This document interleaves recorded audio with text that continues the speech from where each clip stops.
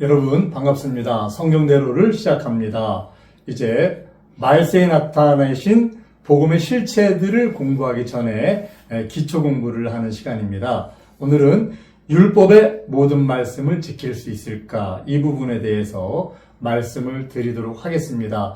우리가 지금 성경을 공부하는 이유는 마지막에 내 구원, 내 믿음, 말씀을 통해서 여러분 스스로 나를 검증하는 그러한 말씀의 지식을 가지시기 위해서 지금 이런 공부를 하고 있습니다. 성경은 모든 말씀을 지키라고 우리에게 명령을 하십니다.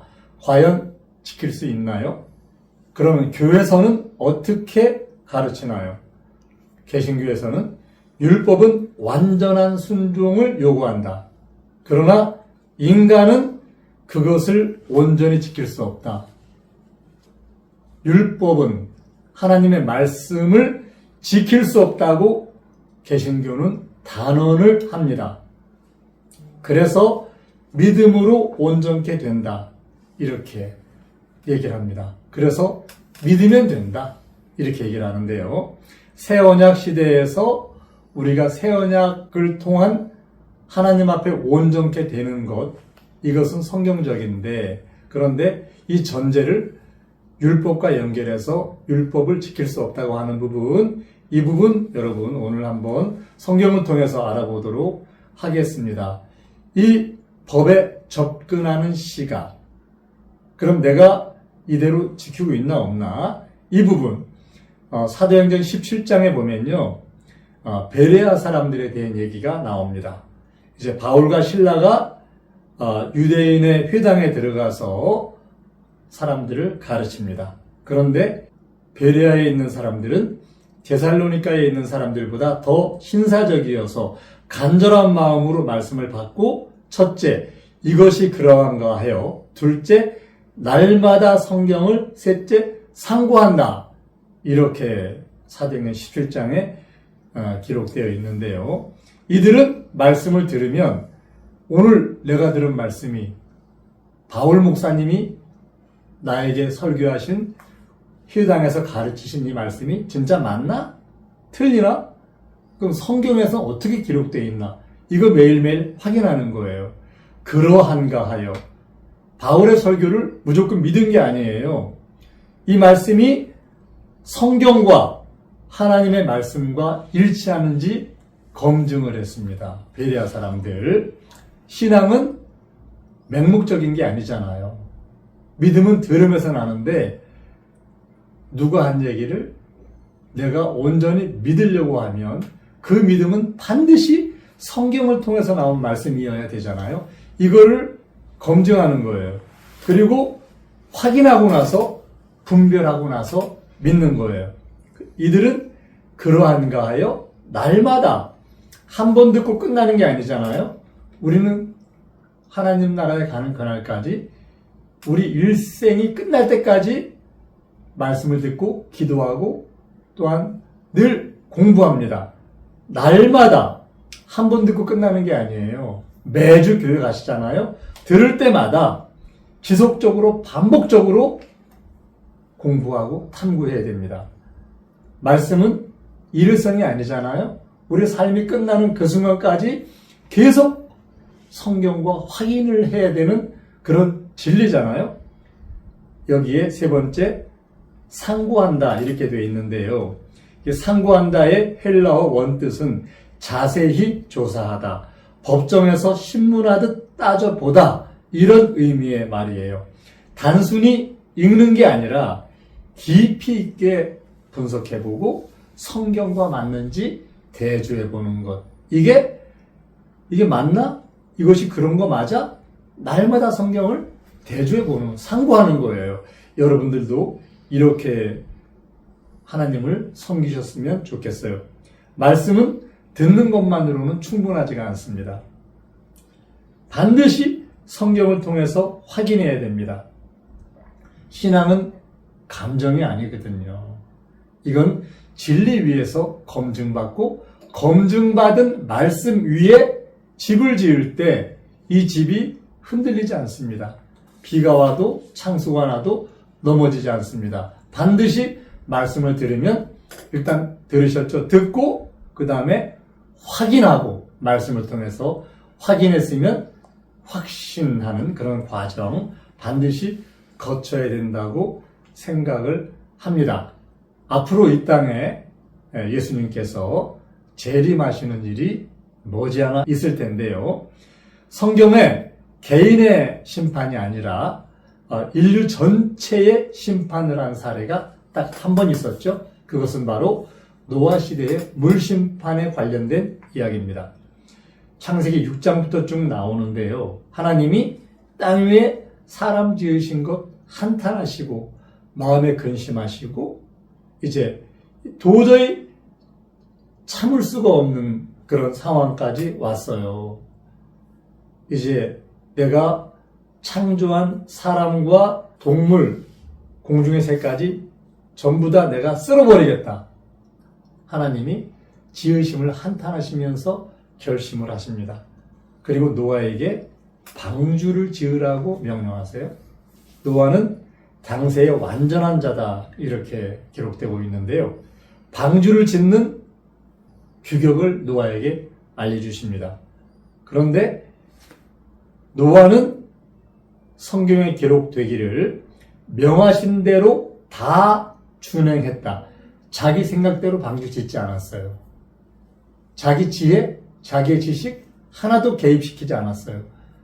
선조들로부터 윗대로부터 들은 유전과 자기의 공부한 세상의 지식 하나도 개입시키지 않고 하나님이 시키신 대로 다 방주를 지었어요. 여러분, 하나님 어떻게 섬기시나요? 성경에 있는 그대로 오직 야훼의 말씀만 다 준행하는 그런 믿음으로 하나님을 섬기시나요?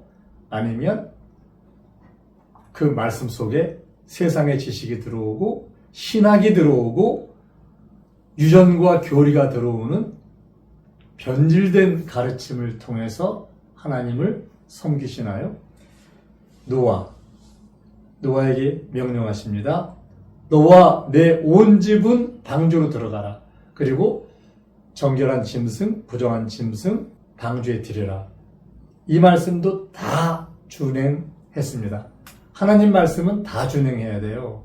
율법 다 지킬 수 있는지 없는지 이제 우리 한번 보실까요? 마태복음 4장 4절에 보면요. 예수님이 사람이 떡으로 살 것이 아니라 하나님의 입으로 나오는 모든 말씀으로 산다. 이렇게 기록하고 있죠. 우리가 잘 아는 성경을 마무리하는 요한계시록 22장. 가감하지 말아라. 내가 이 책에 예언을 듣는 각인에게 증거하노니 만일 누구든지 이것들 외에 더하면 하나님이 이 책에 기록된 재앙들을 그에게 더하실 터이요. 만일 이 책의 예언의 말씀에서 빼면 제하여 버리면 이 책에 기록된 생명나무와 및 거룩한 성의 참여함을 제하여 버리겠다. 그리고 요한복음 12장에 말씀이 마지막에 심판한다. 이렇게 기록하고 있잖아요. 마태복음 7장 여러분 잘 아시죠? 내 아버지의 뜻대로 행하는 자라야 천국에 들어간다. 아버지의 뜻 어떻게 알리셨어요? 말씀을 통해서 우리에게 이 66권 주신 이 말씀 속에 하나님의 뜻이 다 있어요. 이 책은 하나님의 감동으로 된 책이에요.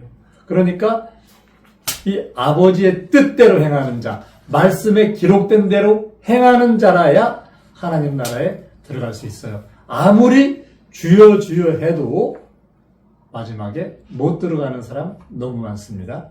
그때에 내가 저희에게 밝히 말하되 내가 너희를 도무지 알지 못하니 불법을 행한 자들아 내게서 떠나가라. 어떤 사람들이에요? 주여 주여 우리가 주의 이름으로 선지자 노릇했습니다. 귀신 쫓아냈습니다. 많은 권능 행했습니다. 와서 큰 소리 치는 사람들, 주의 이름으로 선지자 노릇하는 사람들이 누굴까요? 이 시대에 평신도들은 내가 주의 이름으로 선지자 노릇했다고 말하지 않습니다. 예, 큰 일을 하신 훌륭하신 분들인 것 같아요. 그런데 난 널 모른다. 이렇게 말씀하세요. 앞으로 계시록 20장에 백보자 심판대 앞에는 세 권의 책이 펴지는데 그 중에 하나가 바로 하나님의 말씀이라는 것 우린 너무 잘 알고 있습니다. 자, 개신교에서는 율법은 지킬 수가 없다고 아주 단언을 합니다. 그럼 성경에서 뭐라고 되어 있을까요? 빌립보서에 보면요, 사도 바울이 자신에 대해서 얘기를 합니다. 열심으로는 교회를 핍박하고 율법의 의로는 흠이 없는 자다. 자기가 율법의 의로는 흠이 없는 자라고 성경에 기록하고 있어요. 모든 율법 다 지켰다는 거예요. 율법은 100가지 지키다가 한 가지 안 지켜도 다 범한 자라고 성경에 기록되어 있지 않습니까? 사도 바울은 흠이 없는 사람이에요. 예수님이 땅에 오셨을 때 사가랴와 엘리사벳, 요한의 어머니와 아버지, 이들은요 어떤 사람들인가요?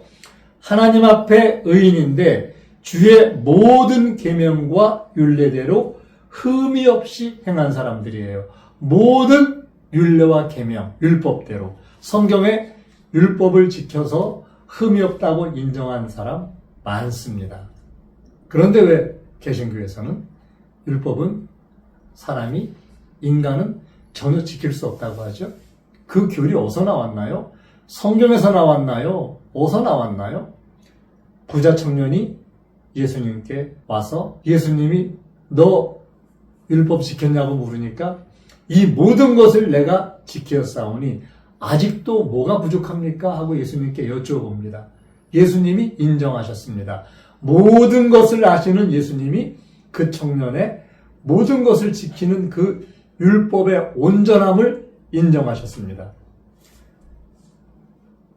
많습니다. 율법 온전히 지킨 사람. 성경에서 뭐라고 얘기합니까? 신명기 30장에 보면요. 내가 오늘날 내게 명한 이 명령은 내게 어려운 것도 아니고 먼 것도 아니다. 하늘에 있는 게 아니고 바다 밖에 있는 게 아니야. 아주 가까이 있어. 이 말씀이 내게 힘이 가까워서 내 입에 있고 내 마음에 있은즉 내가 이를 행할 수 있어. 이렇게 말씀하고 계세요. 그리고 생명과 복과 사망과 화 내 앞에 두는데 이 모든 명령, 규례와 법도를 지키면 내게 복을 주신다. 이렇게 기록하고 있어요. 그리고 요한일서 5장에 보면요. 이 계명들은 무거운 게 아니다. 다 지킬 수 있다. 그런데 지금 많은 교회들이 이 계명이 무거워서 못 지킨다고 얘기를 해요. 왜 그러죠? 신명기 8장에 보면요. 모든 명령을 너희는 지켜 행하라. 명령이에요. 신신당부한 모세의 부탁이에요.